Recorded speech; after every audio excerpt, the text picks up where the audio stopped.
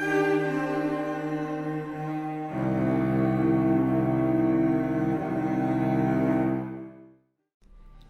no denying that climate change is one of the most pressing challenges facing us today. A clear link exists between the carbon emissions by humanity and the increase in global temperature. In this video, I will give the libertarian case for a carbon tax. A carbon tax is a fee imposed on the burning of carbon-based fuels such as coal, oil, and gas. The purpose of the carbon tax is to fix the negative externalities of burning fossil fuels and to give an economic incentive to both producers and consumers to use cleaner sources of energy. The most important principle of libertarianism is property rights, the right to own one's property, and the important role it plays in our society. It is in this belief that emerges our consensus on the nature of an ideal government, a state that protects our property rights as its primary directive. It is in this framework that I argue for a carbon tax. Carbon emissions infringe on our right to property. When CO2 gets released into the air, we see third parties being harmed.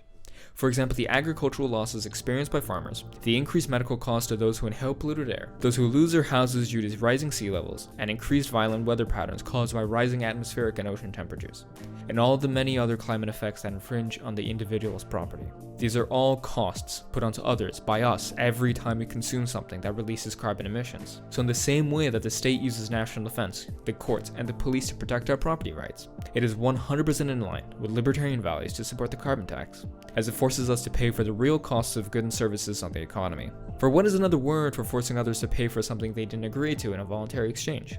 Theft. That is why it is inappropriate to call it a tax, because it functions more like a fine.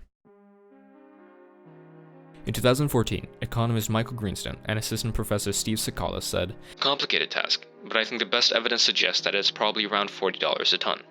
This seems to be supported since the US government has projected the cost of carbon at around $37 per ton. The increased cost would subsequently decrease the demand for fossil fuels and increase the demand for cleaner alternatives such as biofuel, solar panels, or nuclear energy. A common critique of the carbon tax is that it would cause prices of goods within the economy to increase.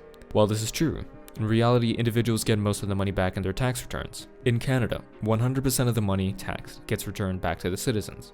The aim of this tax is not for the state to get another source of revenue, but to fix the negative externalities of pollution and to influence consumers into making environmentally friendlier choices. The carbon tax is commonly criticized as being a left-wing idea, or a socialist program. This is obviously not true. A carbon tax is by far the most market-friendly way to fight climate change. Even free market white knight Milton Friedman alluded to a pollution tax back in the 70s. But there is a case for the government protecting third parties, protecting people who have not voluntarily agreed to enter. So there's more of a case, for example, for emission control than there is for airbags. But the question is, what's the best way to do it?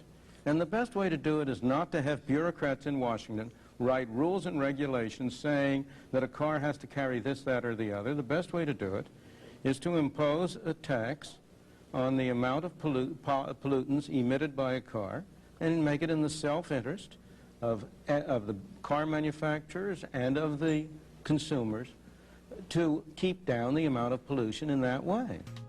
The most important thing to take away from this video is that in order to protect third parties from being harmed and to shield our planet from irreversible damage, we must all work together for a pragmatic solution towards decreasing our carbon emissions, and that starts with a carbon tax.